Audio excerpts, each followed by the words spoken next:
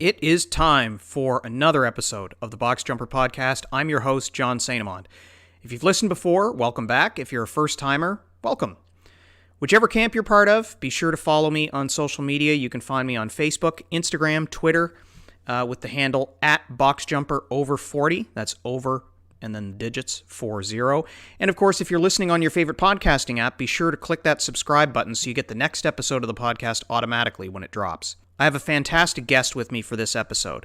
If you're a voracious CrossFit podcast listener, or if you follow CrossFit on social media, you may already have heard of Scott Switzer. He's the host of a pair of CrossFit-focused podcasts, and on August 21st, CrossFit Inc. released an 8-minute mini-documentary on YouTube telling Scott's inspirational story of finding a new lease on life and a new passion beginning in 2011.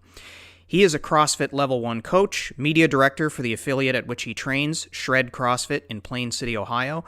He hosts a podcast for that gym in addition to hosting the Clydesdale Fitness and Friends podcast with co-hosts Amy and Kat, as well as his new podcast, Beyond the Journal, which he co-hosts also with Kat Shearer. He's also volunteered at countless CrossFit competitions, including CrossFit Regionals, back when that was a thing, and at the CrossFit Games. And all that is his side hustle, which continues to grow. He's got a day job on top of all that.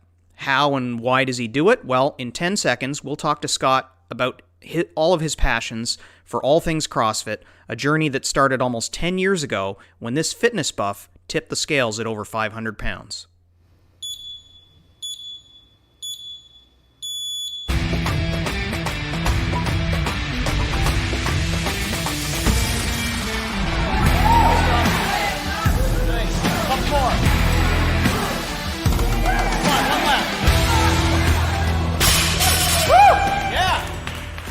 All right, here we go. Scott Switzer, welcome to the Box Jumper Podcast. Thank you, John. How are you? I'm good. You've got a busy schedule. You've got multiple podcasts that you manage at the same time, and of course, this is the beginning of the CrossFit Games, which I'm sure is adding to your schedule a little bit with all the commentary that you're doing. So I really appreciate you taking the time to jump on the line and talk to me, and hopefully share some really interesting tidbits about your story with the folks that listen to the Box Jumper Podcast. Yeah, it's a busy time of the year, but I'm honored to be on. So thank you for having me. My pleasure. I was really pleased when I reached out right around the time that the documentary came out, that we'll touch on in a little bit. I was thrilled that you responded right away, and I asked a couple of direct questions, and you got back to me. So, I just immediately wanted to have an opportunity to chat with you and ask a few questions and share your story, because, of all the people that I've talked to on the podcast, some of the people that have had the most interesting stories to tell are just everyday people that discovered fitness and discovered a new passion when they wound up walking into a box. And some of them I've known for years, and others I've just met in my travels. And, I think the interesting part of the technology side of things is we get to meet people like that and hear stories like that from people all around the world. So when the documentary about your story came out, it resonated with me because I've got family members that I've been trying to get to come into the box, and I think the journey that you've taken is similar to so many other stories that are out there, and some of them haven't even begun yet. So why don't we just jump back into who you are and what your life was like growing up? Were you a big sport kid when you were growing up? I was a huge sport kid. If I wasn't playing a sport, I was in the backyard with my friends, playing pickup games with whatever we could. So yeah, I played a sport pretty much every season, the whole way through high school. Nice. Have you been in Ohio all along? I grew up in Pennsylvania. Okay. And I was there until the age of 25. And then I moved to Florida for 4 years, and then moved to Ohio. And I've been here ever since. And so, did you play sports through into high school and into your college years? So in high school, I played football and swimming. Those were my big two. I threw track. I did not run, but I threw discus and javelin. And then, and I dropped baseball in high school just because I had to work in the summer. Right. And then when I got to college, I walked on at Ohio State for a minute, and then realized that swimming in college wasn't really in the cards for me. So I retired and then just did like intramural type sports. Right. Cool. Now, swimming and football, how different were those seasons from one another in terms of what their priorities were and what your training was like between those two sports? For me, it was completely opposite. We had a guy on the team that did both, but he was a wide receiver. Hmm. So he was supposed to be small for football too, and rely on quickness. But I actually played right tackle, offensive line, and defensive end, Hmm. where I had to bulk up for football and then try to get as small as I could for swimming every year. Wow, that has to have been a challenge. Yeah, I swam at like 175, and I Hmm. played football at around 200. Well, and how much time did you have between those two seasons to make that change? So swimming usually ended early spring, late winter. Yeah. So bulking up for football was the fun part and the easiest. I had the most time. Going from football to swimming to drop the weight, I had about 2 weeks. Wow. So I would do like a crash diet, get as much off as I could, and then naturally, just getting back in the pool, I would just shed weight once I Right. started swimming again. Yeah. So which sport did you, I mean, did you gravitate towards one or the other in the end, or was it just a equal passion with the two? I was probably a better swimmer Hmm. because at playing offense and defensive line at 200 pounds, even in high school, I was very undersized. Right. Had all the heart in the world, but just didn't have the mass to take on some of the bigger athletes. Swimming, I you know I finished fourth in the state in one of my events. I competed at the national level, so I was much better at swimming. Wow. So were they sprints or long distance or both? I was primarily a distance swimmer, and then late in my high school career, I started doing the 200 individual medley, which Hmm. is 2 laps of every stroke. Right. And that I actually enjoyed the most. That was probably the most fun I ever had swimming. Nice. So you clearly you had a high degree of fitness, and you must have a cardio engine to have been able to be a swimmer. How did you wind up putting weight on after you stopped in those sports? Uh, Pretty much just that. Stopping the sports. When I was swimming, I would swim 2 hours before school every morning, and I'd swim 2.5 hours after school. And Wow. just that amount of activity, I needed a lot of calorie intake just to maintain my fitness level through that period. Right. And when I stopped that, the weight just started coming on because I had trained myself to eat in a way that wasn't healthy for a sedentary person. Right. So what did you wind up doing after, like, outside of sport? What did you wind up doing for a career when you left college behind, and what contributed to having a sedentary lifestyle? Was it just that you just didn't have a passion outside of your day to day to keep you physically active? So when I was in college, I would play a lot of basketball and stuff with my friends, and college was a struggle for me. I really didn't know what I wanted to do when I grew up, Right. and as I tell people, I was on the 15-year plan for college. But in that time, I started taking on different jobs. So probably at the age of 25, that's when I moved to Florida. I got a job with the state of Florida as a statistician with no college degree, and started working there and realized that I was only going to get so far without a degree. So I started going to community college at night. Um, so when you start doing the work 40 hours a week, college in the evenings, Yeah. you don't have a lot of extra time. I would try to go to like the Globo gym and get on the elliptical or the treadmill and do those things. But that time kept shrinking and shrinking. Well, it loses its appeal in short order too, because it's not the most exciting way to stay fit, It is not. especially compared to what you were used to. Right. Yeah. I had so much variety in my fitness in high school because I did a little bit of everything. Yeah. And even And when I I mean, wasn't doing sport, like for me to go, I just for fun, I would run the cross country trail at our high school, which is, I think, a 5K. Just out of the blue, I would do it. And it was when you're swimming and your cardio is way up, you can bang one of those out in a heartbeat. yeah, I quickly discovered when I attempted a triathlon that it doesn't work in the other direction, though. I was a pretty solid runner, and then I got in the water and I almost died. It's just amazing how your fitness only translates in one direction.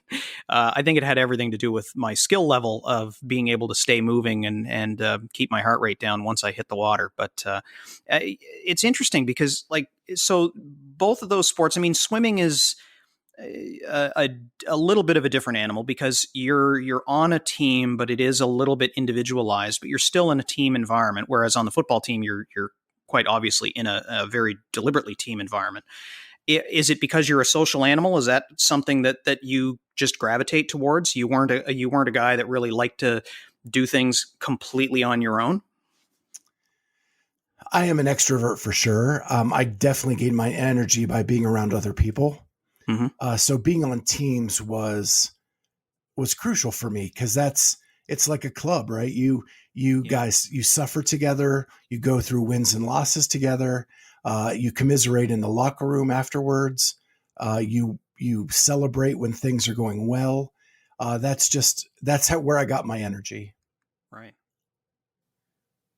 So once you got settled into your career, but you were also still doing school at the same time, I mean, how did you balance that with the need to try to stay in shape? I mean, you said that you tried the Globo Gym thing, but it didn't stick. At what point did that start to really just fall away for you?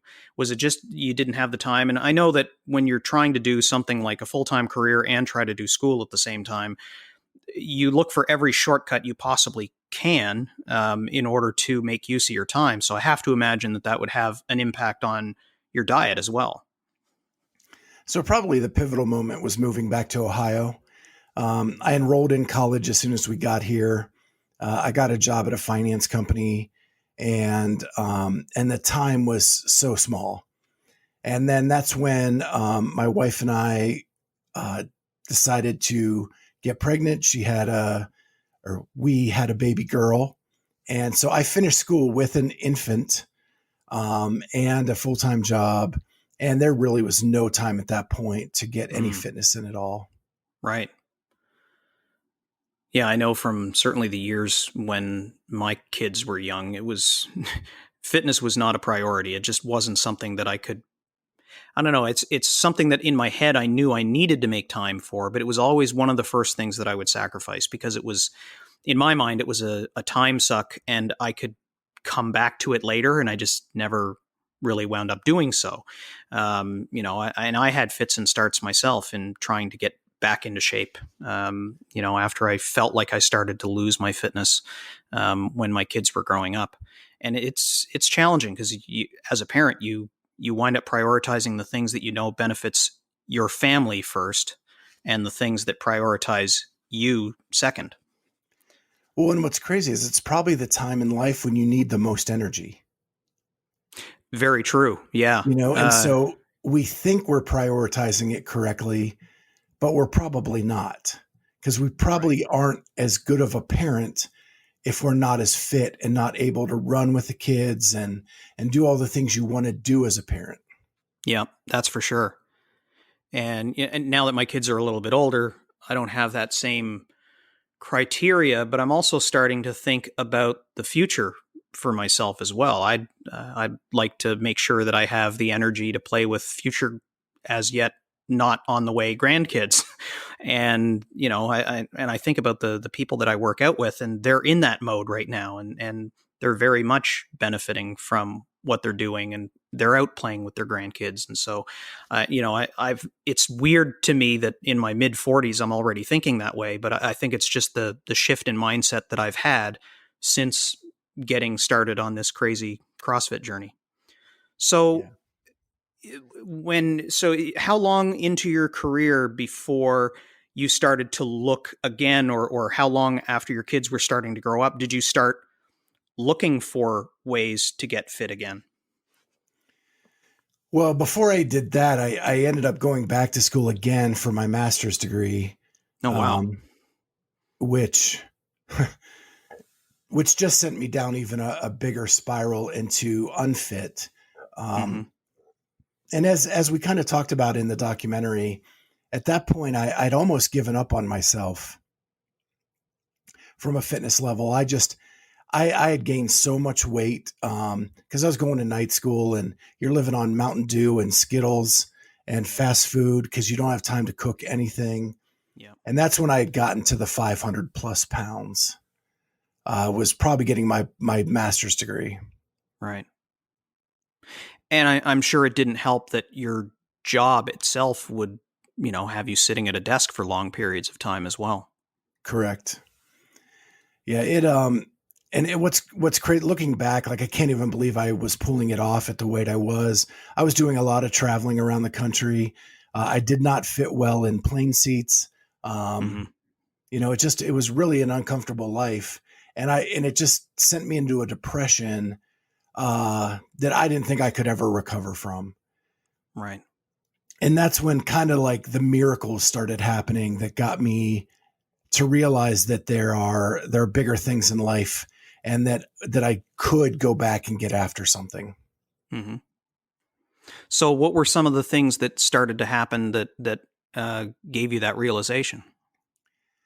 So I think I said in the documentary, like, I'd given up. I was ready to ride out my life. And if I died tomorrow, I died tomorrow.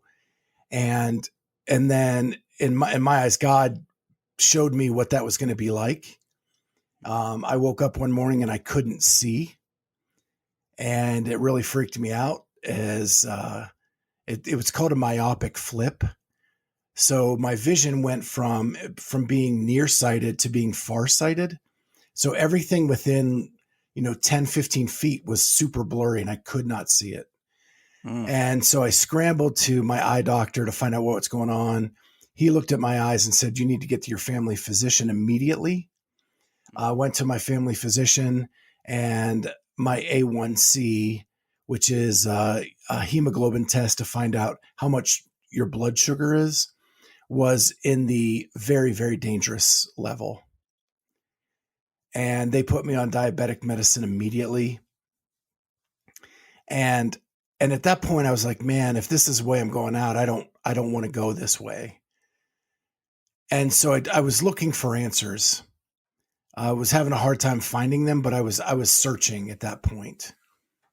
And that's when the windstorm happened in my backyard, and lifted the gazebo off my back porch and drove it into my neighbor's house, who I'd never really formally met yet.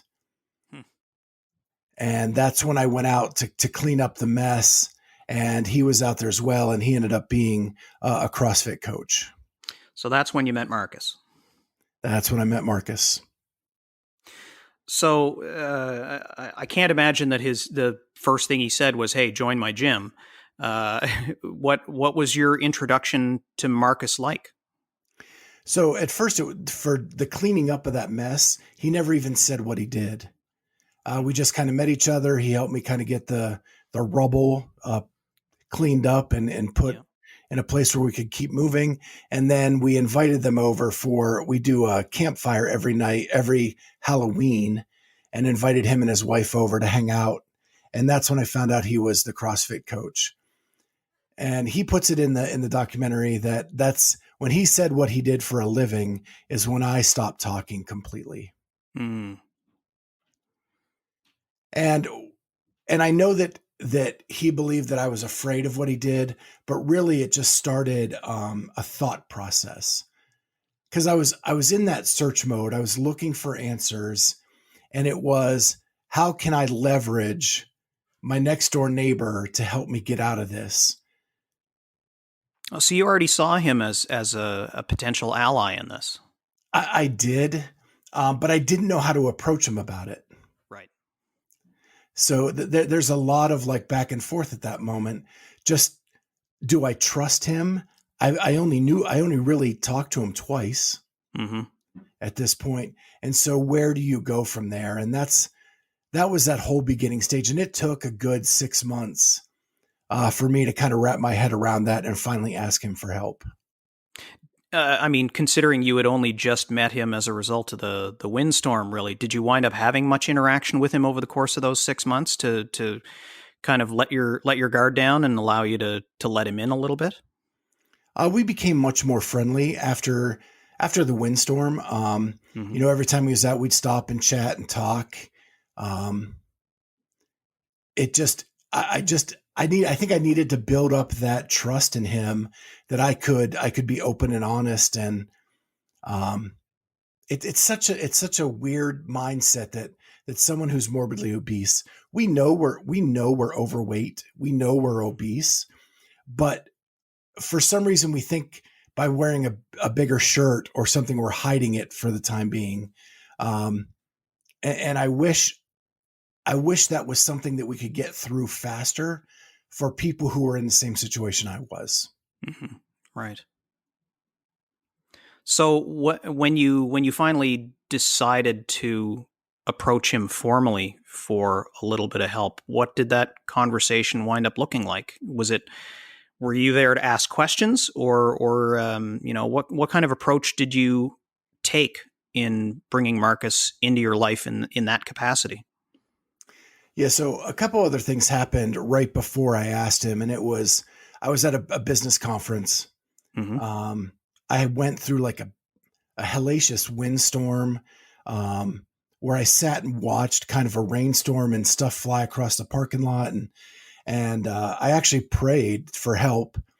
And the next morning, there was a seminar at the conference about how fat-free foods are creating a diabetic society. Yeah, I remember I've listened to interviews with you before, and I remember you talking about that and how revelatory that particular session was. And I think that's what gave me the confidence to, when I get home, I'm going to talk to Marcus and see if he can help me. Yeah. And so when I got home, he was walking his dog. At the time, they had a Great Dane, massive dog. That's a massive dog. But the cutest thing ever. And so he was walking his dog in front of my house, and I ran out the screen door and I said, "Hey, Marcus, basically I need help. I'm coming to you. I need to lose weight. I need to figure this thing out. And would you help me?" Mm-hmm. And he said, "I've been praying that you would ask me that question." And so he took his dog into his house. He came out and talked to me for maybe 5 or 10 minutes. And he said, "Hey, let's get together this Sunday afternoon and just sit down and have a dedicated conversation." Mm-hmm. And so he came over to my house that Sunday and really kind of spelled out a nutrition plan and very small goals for me to achieve.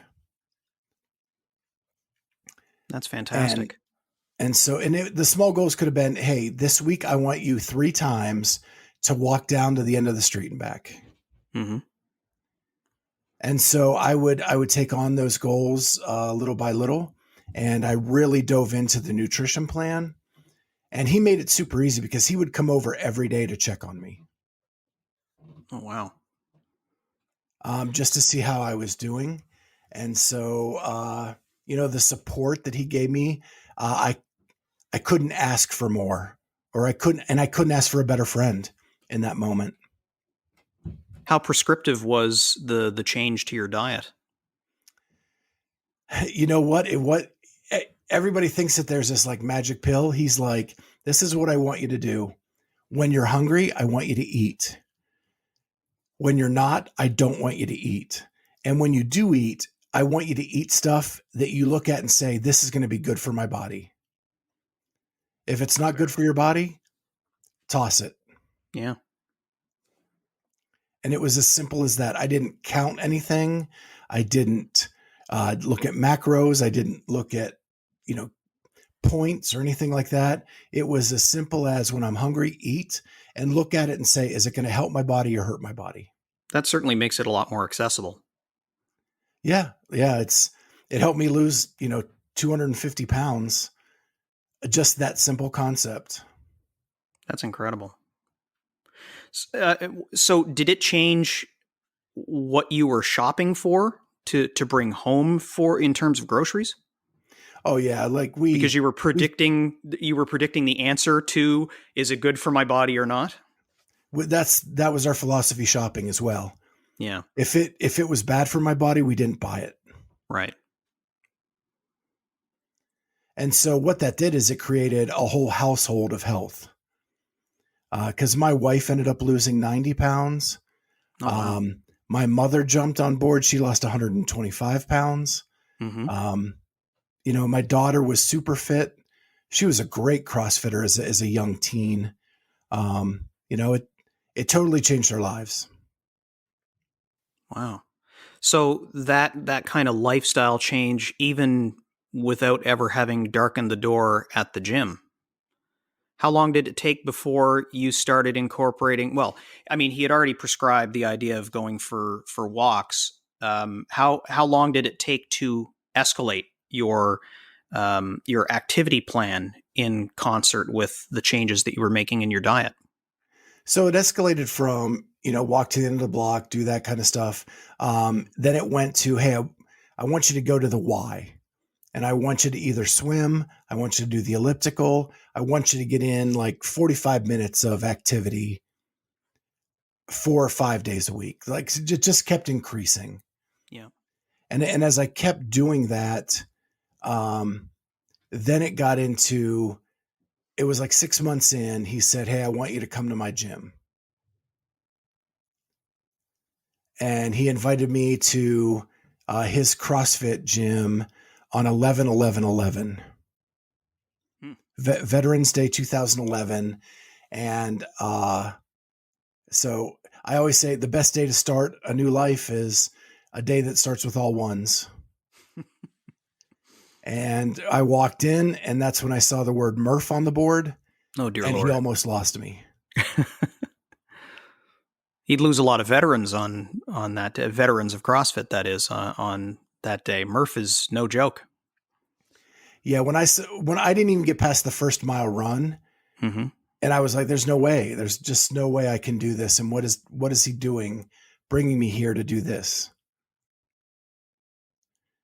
And at that time, a couple of the veterans of CrossFit that were going there came over and welcomed me, shook my hand, were excited to see me there. And I was still like 400 plus pounds at this point. Mm-hmm. And I was like, what?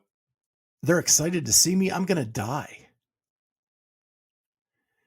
And then Marcus finally came out of his office, and that's when he explained that, like, yeah, this is what's on the board, and this is what the majority of the athletes are going to do, but this is what we're going to do for you, so you receive the same stimulus. Right.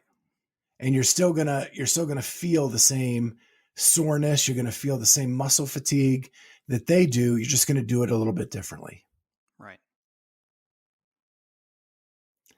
And so that made Murph kind of a magical workout for me. And I did it that day. It was super, super modified, but I was gassed. I'll bet. I was sore, but I wanted more. It was like the first time one of the goals he gave me that much satisfaction. That's terrific. And it obviously gave you a hint at what would be to come as well. I mean, the idea of just immediately scaling the workout to give you that same stimulus, but modifying the movements to make them achievable. I mean, that's right out of the gate. That gives you an idea of what you're going to face as you continue to work out in that environment. Was that something that you had ever conceived of before? Never. And it lit a fire of like I was a competitor my whole life. Mm, And before I, retired from everything, and it lit this like, oh my gosh, it's a sport. This isn't working out. This is a sport. right. How old was your daughter by the time you got started in CrossFit to allow you to have the time to now dedicate to returning to fitness? So she was 10. Okay. And what was nice about the gym that we started with and are still there today is there were other families with kids around the same age. Mm-hmm.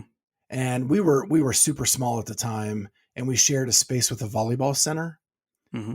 And so the kids would all like hang out together in the volleyball center while we were working out.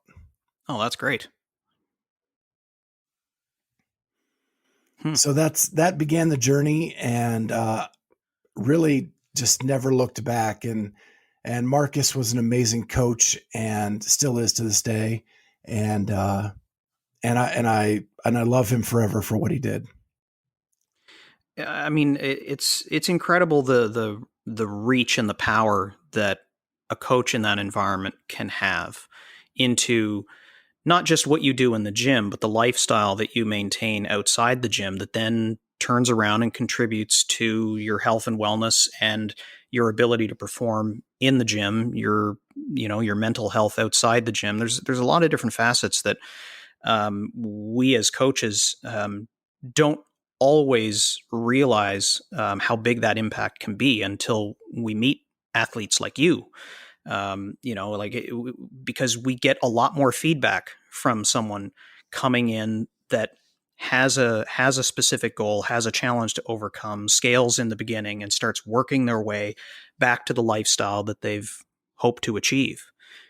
So it's incredible that you were just incredibly lucky to wind up making that connection and being able to break down those barriers so that you were able to get that athletic fire back in your life.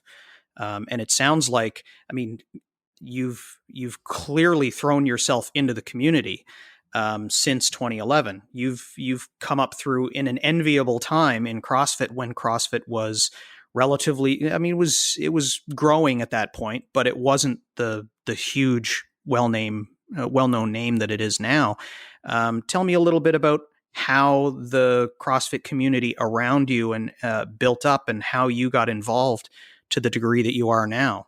I mean, I see plenty of photos with you and some of the most well-known athletes in the sport that you've met at regionals and going to the games. So how did all that wind up getting started? So as most CrossFitters know, when I started at the gym, like I became friends with a lot of the people there. Mm-hmm. You just start having the same interests and and we formed flag football teams, we formed softball teams. And so we were hanging out, playing other sports as well as just doing the CrossFit. Yeah. And it was 2014.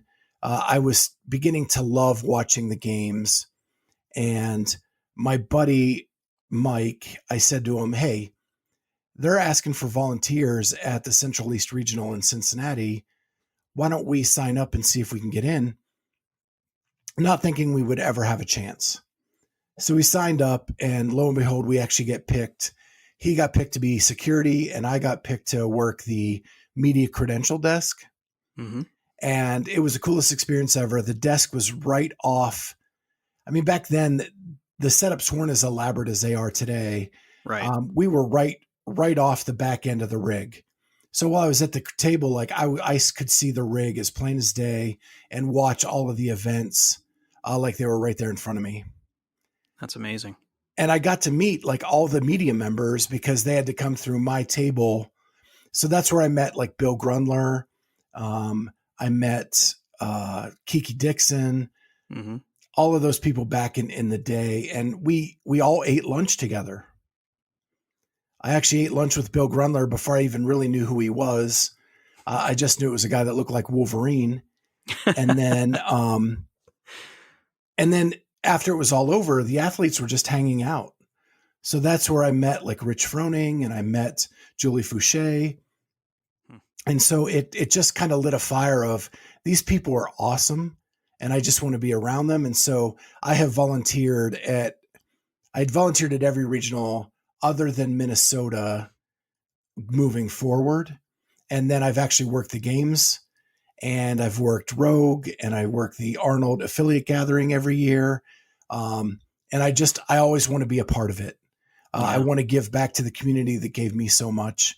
And I've made a lot of friends and all over the country, which is awesome because whenever we run into each other, it's still a big hug and glad to see you. And we still chat on social media all the time. Yeah. It's the coolest thing that could ever happen to a guy in his 40s and now turned 50. Wow.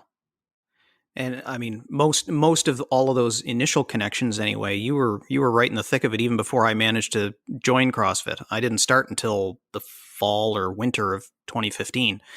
At which point I was just learning the name Rich Froning, and you had already met the guy.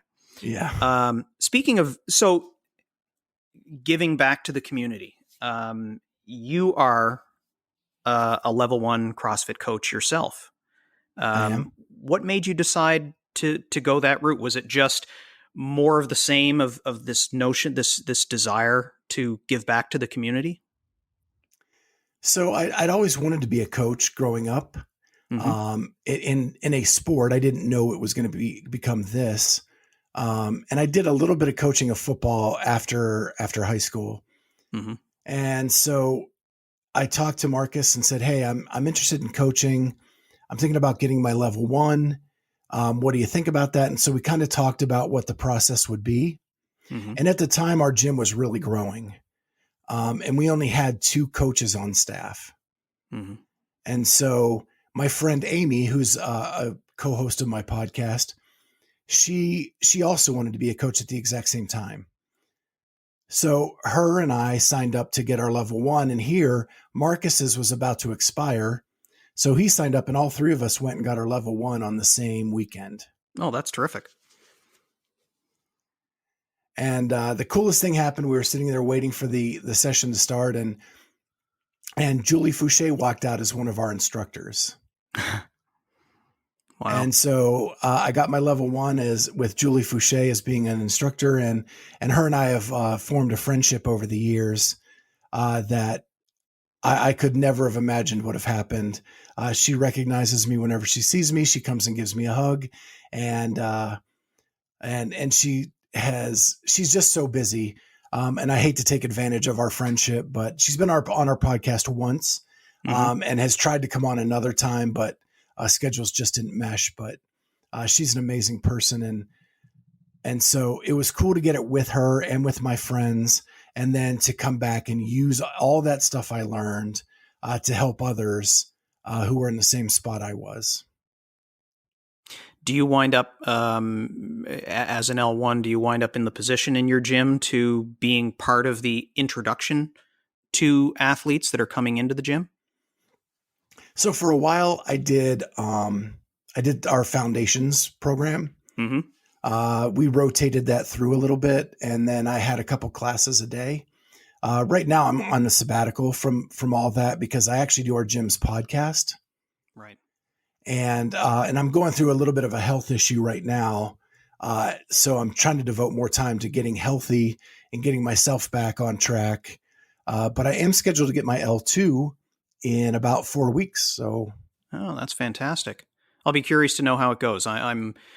My L1 is due next fall. My intention is to get my L2 before that happens. And the only one that's scheduled even close to where I am right now, in light of the pandemic and everything cutting back the schedule, isn't until January. So maybe I'll wind up looking to do it then, or I might wait until the next one, depending on what the timing winds up being. But I'm pretty keen to take that next step, just because it's another one of those, that stepping stone. I just find the subject matter fascinating. So the idea of going through that second tier of training with the seminar staff is really appealing to me. Yeah, the pandemic has really messed with mine. I was scheduled in the spring. It got canceled, postponed until August. That got postponed again. And now it's October. So Right. I'm hoping this one goes off. With any luck. Yeah.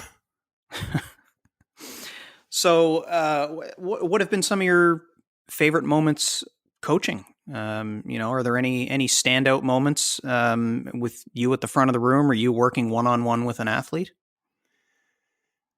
I have to say it's for us, we make the open a pretty big deal. Mm-hmm. We split our gym into teams, and we do like a team competition. So each team has a color, so it's team orange or team purple or team red. Yep. And you coach your athletes through the open. And I think that's where all the work you've put in over the past weeks, months, years kind of comes to fruition as people try to do their best in the open. And when you see that person you've been working with get their first pull up or their first double under or whatever it may be, like that makes me more excited than when I get a PR. That's for sure. Yeah.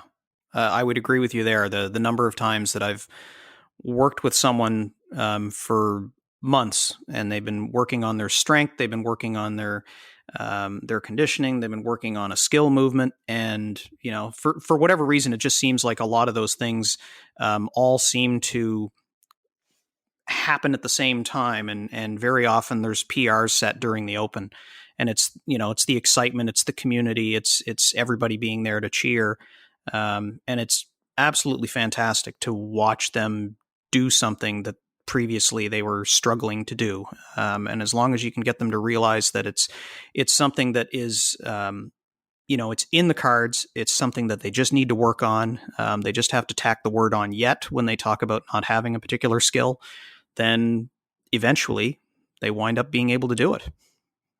Yeah, it's a beautiful thing.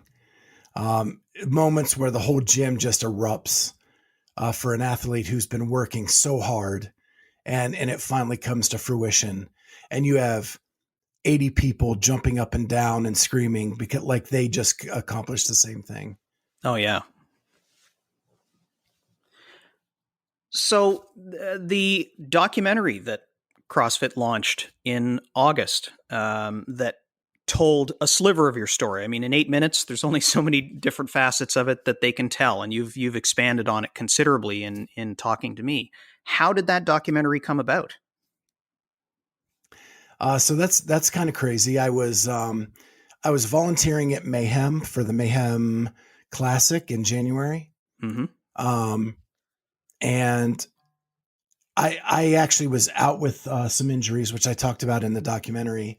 And so that was the first time I decided to volunteer and thought that my body could handle the pounding of 3 days of volunteering at an event. Mm-hmm. And so I went ahead and went, and because I'm friends with some of the people down in Cookeville, they got my friend Mike and I on the staff for the weekend, and we went down just to hang out and have a good time with them. And on the last night, they had a volunteer appreciation party at one of the local breweries in Cookeville. And I'm standing at the bar just having a beer, and this guy's talking to me, and I was in a weird mental state, and he was kind of like talking me up, and he said, "By the way, I'm Mike Koslap. And have you ever seen this documentary and that documentary?" I'm like, "Oh yeah, they've been on the Journal." He goes, "I'm the one who filmed those, and I'd like to film your story." And I was like, "What?"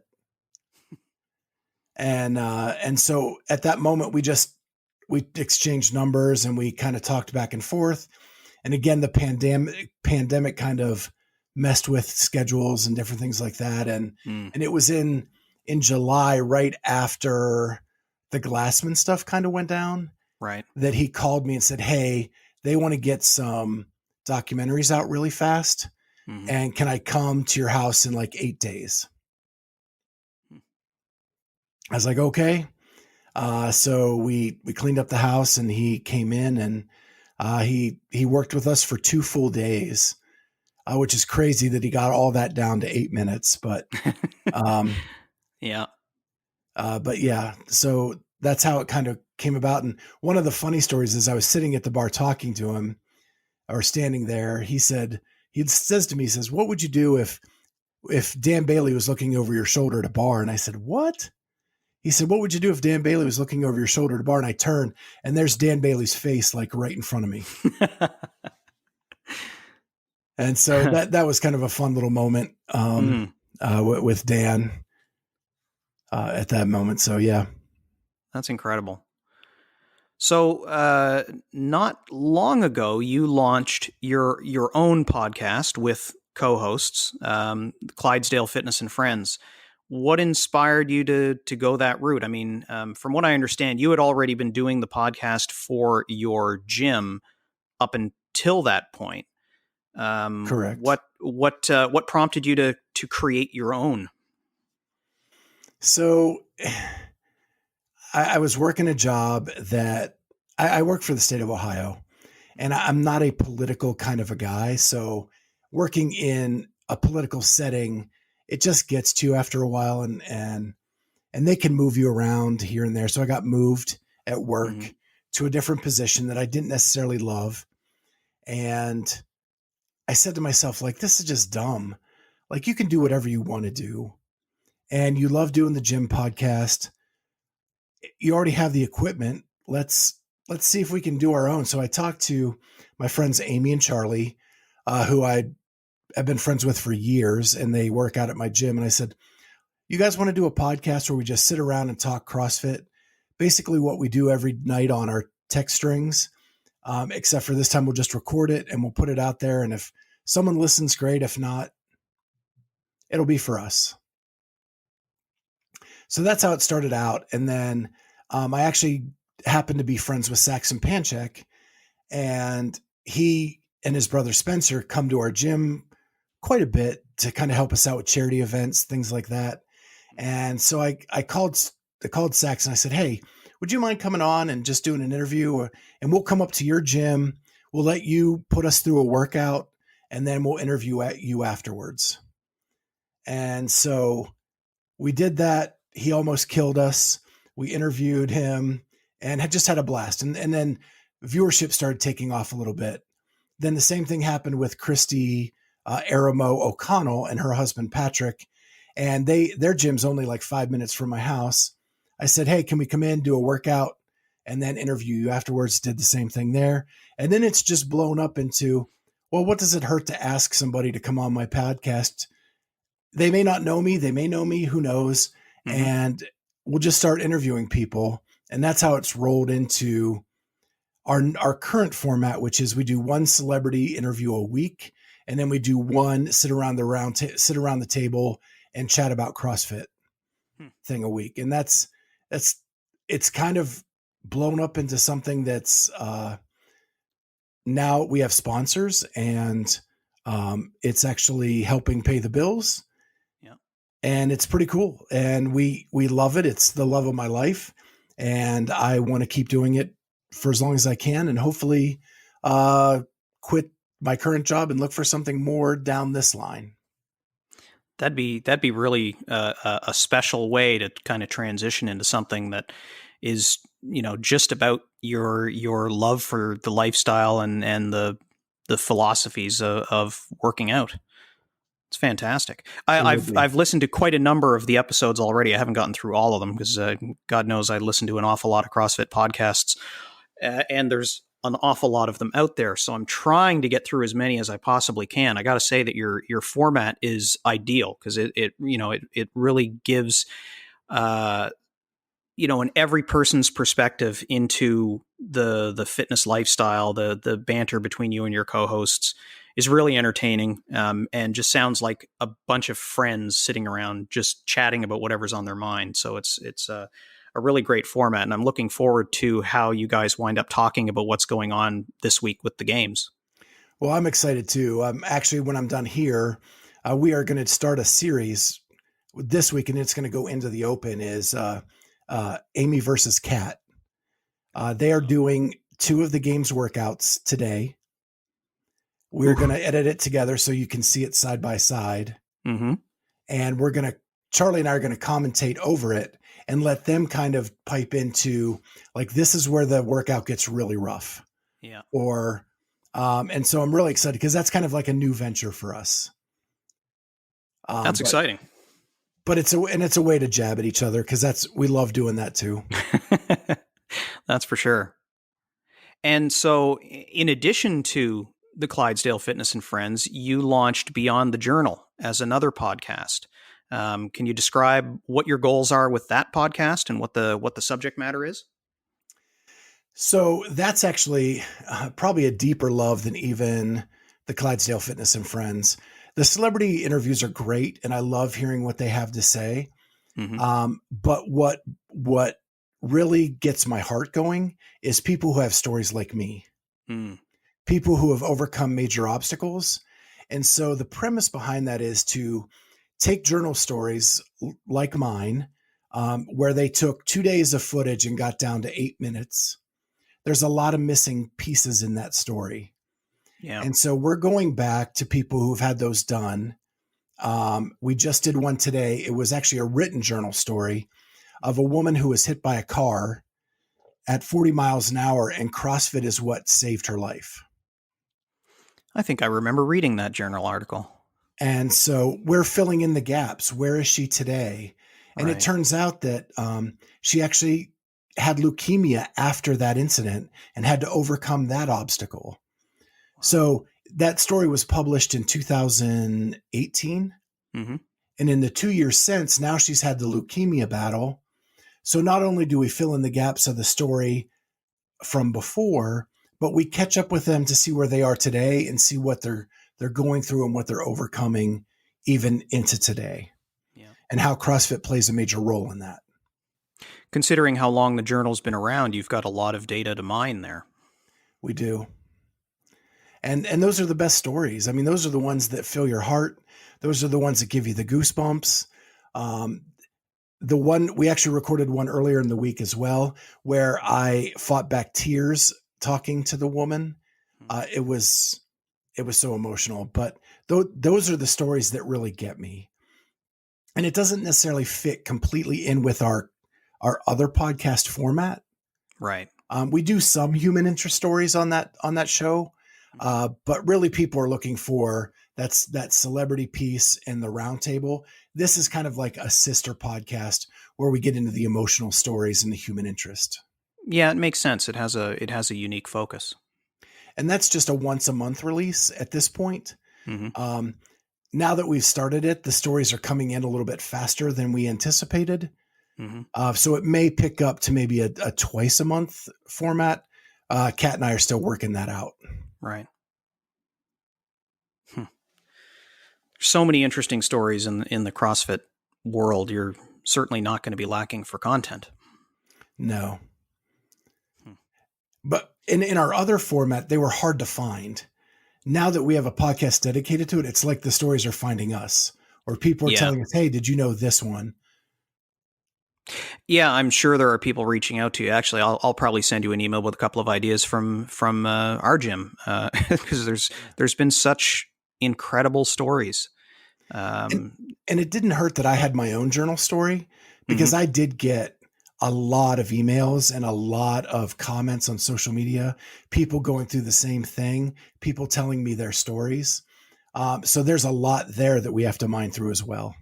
I think that's where those stories become that much more rewarding. Like, people can identify themselves in the stories of other people.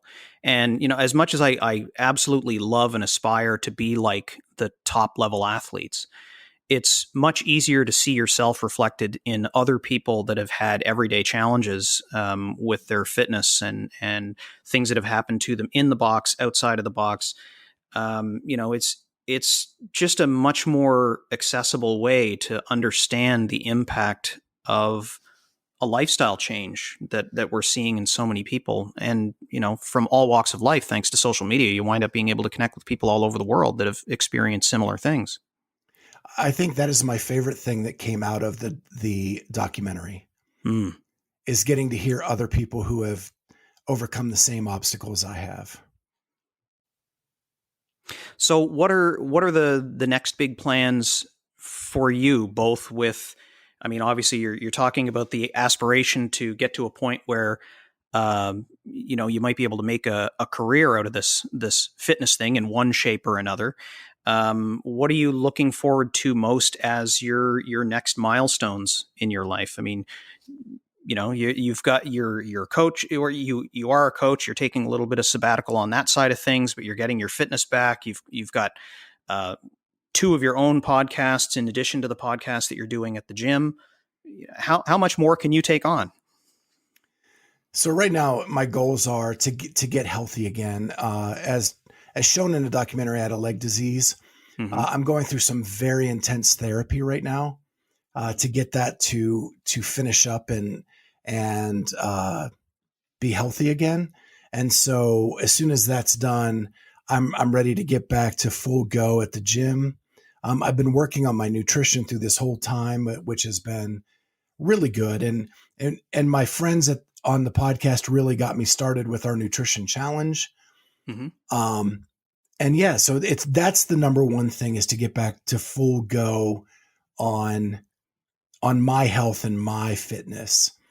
The next piece is I'm actually working on some stuff behind the scenes to help me move out of my current job. And they're not fully fleshed out yet, and other people are involved in it. So I can't really disclose Right. what those things are right now. But there are some opportunities out there where I may be able to quit my job and move into some things more CrossFit aligned. Hmm. And with the health issues that you're working on now, is the timetable on that known so that you have a sense of whether or not you might participate in the Open in February, for example? Yeah, I should be able to do the Open in February for sure. Mm-hmm. So my right leg, I think I said in the documentary, I used to have 15 wounds on my legs. I'm down to Mm-hmm. 2. The right leg is just about to close. Oh, good. And so we're going through some intense stuff for that. The left leg is getting much, much better. It's just probably a couple more weeks out. That's encouraging. It's been a long process, I'm sure, but you've made it clear that your determination is kind of unstoppable at this point. So, one way or the other, I'm sure you're going to be able to work through it. It's got to be fairly challenging to have these pauses in your progress. How do you stay positive under those circumstances? Well, I wish I could tell you that I stay positive every day. But just like any journey, it has its ups and downs. Right. I have some pretty far down days still to this day. But the one thing that I'm trying to do is surround myself with people who won't let me stay there. Mm-hmm. Kat and Amy, and my friend Brent and Mike, and Charlie, they don't let me stay there. As long as I'm open and honest and I tell them where I'm at, they get me back up and saying that we're moving in the right direction. You got to stay positive for it to stay moving in the right direction. And basically, let's go. Yeah, it's important to surround yourself with people that can help lift you up, especially when you need it. And you have to be able to surrender and ask for help. That's if I look back at my journey, when I asked for help is when everything worked right. That's true. None of that would have happened without you being open to the help in the first place. Right. And that's, a lot of people ask me, how do I have a brother or I have a cousin was in the same spot you are, or you were in the same spot they are. How do I get them to go to a CrossFit gym? And I'm like, you're never going to get them to go. Mm-hmm. You just have to let them know that it's an option, and you just have to keep loving on them so that they trust your advice. Right. Because Scott, it's going to take them surrendering and doing that. Oh yeah, for sure. And the positivity that you show in the progress that you've made and in the decisions that you've made to help yourself along the way. I mean, that goes a long way to inspiring others to find a similar path for themselves. I'm I find the fact that you're as open as you are about the journey that you've taken absolutely remarkable, and it's inspiring to people from all walks of life, regardless of what their challenges happen to be, because not everybody's going to have the exact same obstacles in their way. But it's the mentality, it's the approach to overcoming those obstacles that remains somewhat similar from one person to the next, and it's that openness and willingness to ask for help and being accepting of that help when it finally comes that makes the difference. And now you're turning around and helping others by telling your story, by becoming a coach, by being such a valued member of the CrossFit community. It's commendable that you've surrounded yourself with the same positivity that ultimately got you into the community in the first place. Yeah. It's just the best thing that's ever happened is getting a part of this community. Well, Scott, I can't thank you enough for taking the time to chat with me today. There's so many people that need to hear these positive stories, not just about fitness and health, but certainly in our current times where everyone is battling the pandemic at the same time. It's important to remain positive and look ahead to brighter skies that lie in our future. So, thank you very much for taking the time to chat with me. And I hope that your story will continue to be spread as much as possible, both through, interviews like this and through your podcast, through the CrossFit Journal. And hopefully more and more people will wind up being introduced to the stories that you have to share about other people that are overcoming obstacles as well. Well, thank you. Thank you for having me. It was a lot of fun, and I'm glad you had me on. Thanks a lot, Scott. Our time is up. Let's move on to the M wrap-up. It's hard not to be completely blown away by the dramatic change of direction in Scott's life. And to me, it's not dominated exclusively by the phenomenal weight loss, which is astonishing in of itself. To me, it's the lasting fundamental change in Scott as a person, with his discovery, or rediscovery, of the inner athlete that he had growing up. He's clearly changed at almost an atomic level. He is ingrained in the fitness community, not just in his gym, but turning his passion outward. He's more than a fan at events. He volunteers. He got his CrossFit Level 1 and has his L2 on the near horizon. He's launched 2 of his own podcasts with co-hosts that share his passion, and he's working to put the pieces in place to make fitness passion into a career. That's so much more than a weight loss story. So I hope you'll look him up on social media and follow him to follow along as he continues his journey. Links in the show notes. That's it for this episode. If you liked it, please share it and maybe even drop me an email at podcast@boxjumper.ca. Follow me on social media at BoxJumperOver40 on Facebook, Instagram, and Twitter. And be sure to subscribe on your favorite podcasting app so that you make sure that you get the next episode right away. And finally, add your email to the BoxJumper mailing list by visiting BoxJumper.ca. Thanks for listening. More to come on the BoxJumper podcast. Until then, stay healthy, WOD happy, and WOD often.